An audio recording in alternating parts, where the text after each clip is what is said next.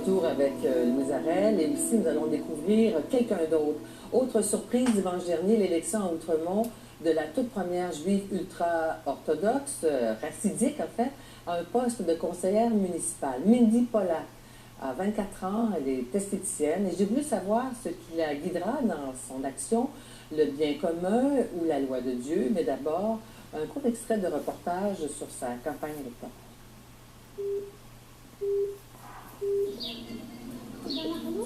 Dans ce parc d'Outremont, Mindy Pollack passe inaperçue. Vêtue avec la modestie coutumière des femmes juives hassidiques, elle est ici chez elle. En se présentant en politique, Mindy Pollack secoue les préjugés et veut faire tomber les barrières entre les juifs hassidiques et les autres résidents d'Outremont. Le quartier, qui compte 23 000 habitants, dont près de 25% sont des juifs hassidiques, est le théâtre depuis des années d'importantes tensions interculturelles. Pour tenter de calmer le jeu, elle fonde en 2011 les Amis de la rue Hutchison avec une voisine d'origine palestinienne, Leila Marchi. Un espace de discussion où hassidiques et non hassidiques tentent de trouver une façon de vivre ensemble. Le saut en politique semblait évident. Madame Pollack, bonsoir. Bonsoir. Bienvenue à l'émission. Au moment où celle-ci sera diffusée, notre entretien, ce sera dans votre communauté, ce sera le Shabbat, oui. Ce sera une fête juive. Et c'est un peu pour ça, dans le fond, qu'on préenregistre et on veut aussi vous connaître. Alors, pourquoi par exemple, on ne pourrait pas faire une émission le vendredi soir? Parce que le Shabbat, c'est le jour de repos, en fait. Alors, on n'a pas le droit de vraiment travailler, puis d'allumer des électricités, des choses comme ça. Alors, ça sera très compliqué de faire sans... Vous savez que c'est important de suivre les préceptes de la religion. Oh oui, ben, samedi, c'est le highlight de mon semaine, là. De la semaine. Vraiment, vraiment, oui. C'est vraiment une journée qu'on a hâte à arriver. Ouais. Et c'est respecté à la lettre. Il faut peut-être dire que Hasidim, ça veut dire pieux. Oui.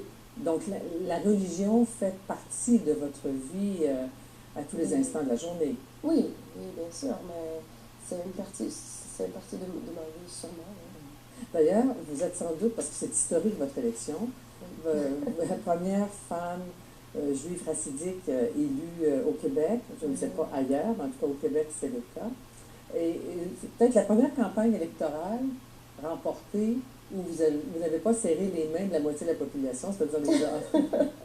Oui, c'est intéressant quand même, mais je suis élue, alors ça veut dire que les gens de mon district aimeraient avoir que je les représente. Alors, oui. Alors aidez-nous à comprendre maintenant pourquoi ça fait aussi partie des règles des Juifs racidiques. Quoi, serrer la main? Serrer la main des hommes. C'est à cause qu'on ne se mélange pas vraiment avec les autres, avec des hommes qui appartiennent pas de notre propre famille.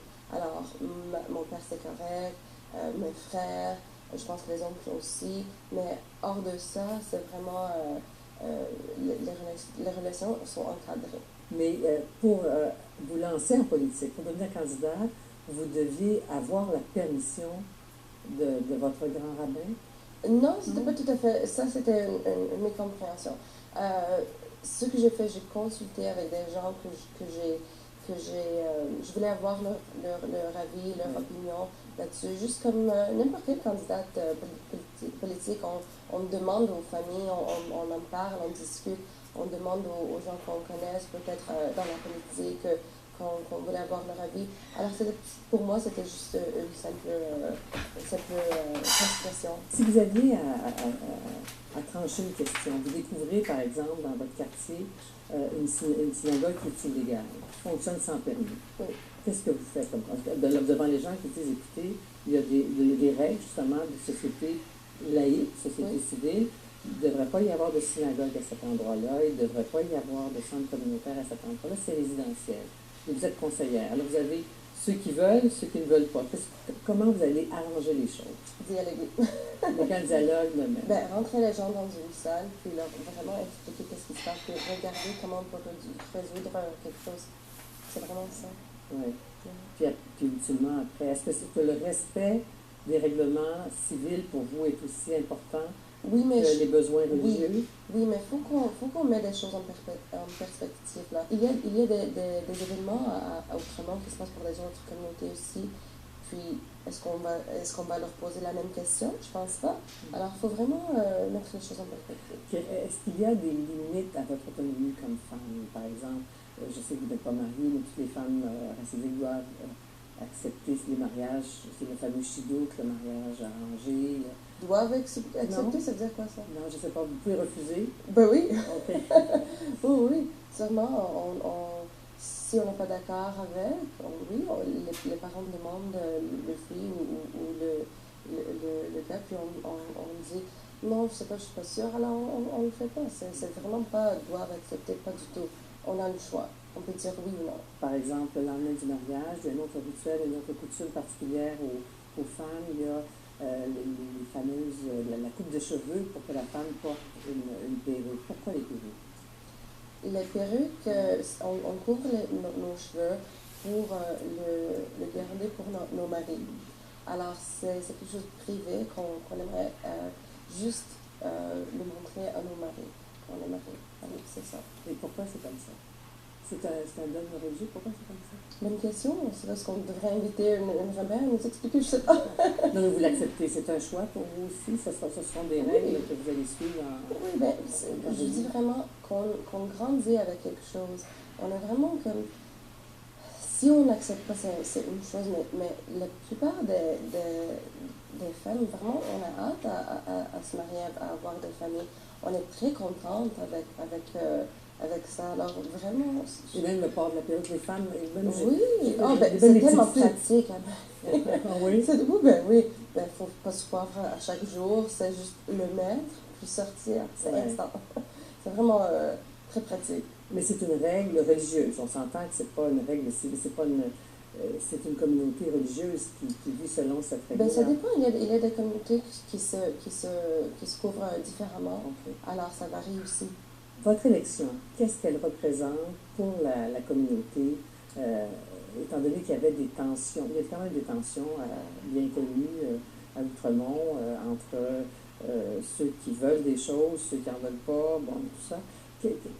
Qu'est-ce que ça représente pour la communauté, en particulier votre élection? Je dirais premièrement que les tensions qu'on parle, c'est vraiment... Pour moi, j'avais aussi l'impression, parce que quand on regarde les médias sur ça, ou on entend des gens, on a vraiment l'impression que c'est vraiment un problème, puis les gens ne s'entendent vraiment pas. Mais quand j'ai commencé ma campagne, je suis allée porte à porte aux portes à Outremont, j'ai vraiment me rendu compte que la réalité est très différente de la perception. Alors, dans un niveau de voisin à voisin, vraiment, les relations se passent très bien. Et dans la perception du public, des fois, il y en a qui peuvent penser qu'il peut y avoir des passe-droits pour la communauté. Oui, mais s'il y avait des passe-droits autrement, je ne serais pas ici. C'est-à-dire? C'est-à-dire qu'il y a des règlements qui visent la communauté spécifiquement. Ah. Et oui. Alors, vous pensez à quoi? Alors, il n'y a pas de passe-droit. S'il y avait des passe-droits, il n'y aurait pas des règlements. Ouais. Ah, donc, ce sont des choses que vous voudriez faire changer pour favoriser la communauté? C'est pas favoriser, c'est de répondre à leurs besoins. Ouais. Parce que chaque communauté a autrement ont des besoins que les conseillers, les élus doivent répondre. La choucroute, c'est ce qu'on appelle en français la fameuse fête de la cabane, c'est oui. ça? Oui. Construite à l'extérieur de la maison. Oui. C'est ça. Oui, c'est construit. C'est pour nous faire... c'est pas la traversée du désert de Moïse? Oui. Alors, on devait manger dehors à l'extérieur. On avait quatre nuages qui nous a protégés dans le désert. Alors, c'est pour ça, c'est pour commémorer ça. Ouais. Alors, donc, ce que vous nous dites, c'est que vous aimeriez que le règlement à Outremont soit plus tolérant, qu'il y ait plus de temps pour la cabane. Ben oui, puis aussi, on pourrait justement rappeler, est-ce que les règlements doivent exister? C'est une fête religieuse. Est-ce qu'on peut réglementer une fête religieuse? Est-ce qu'il y a des règlements qui visent Noël ou Pâques? C'est une bonne question. Alors, c'est le genre d'exemple que vous allez vouloir défendre comme conseillère d'Outremont. Merci beaucoup, Mindy Pollack. Bonne chance. Merci à vous. Merci.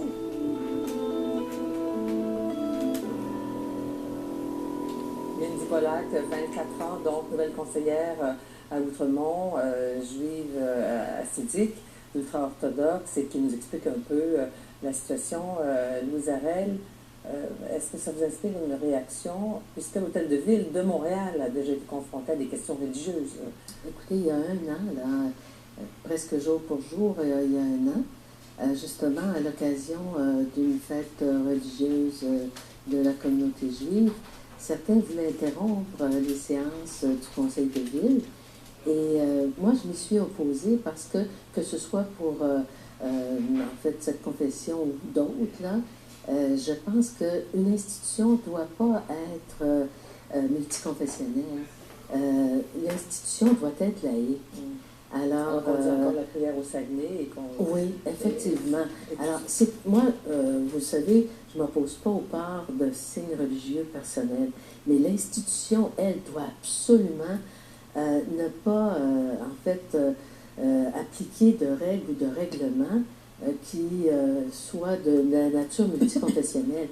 Je suis... La raison est de ne pas dicter les règles politiques. Écoutez, je suis abasourdie, là, d'entendre qu'il pourrait y avoir des règlements, par exemple, je ne sais pas, de stationnement ou de circulation ou autres règlements qui ne soient pas les mêmes pour tous. Ça ne peut pas être à géométrie variable. Mais ils pourraient être les mêmes pour tous, mais élargis pour permettre de reconnaître les besoins de cette communauté-là en particulier. Oui, mais à ce moment-là, jusqu'où va-t-on, là? Parce que il m'apparaît que un règlement, c'est pas fédéraliste ou souverainiste, ou je ne sais pas, moi,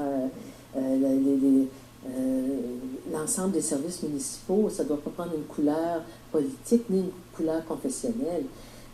Ça doit être une application où tous les citoyens sont égaux et finalement, il n'y a pas de citoyens de seconde classe ou de différentes classes.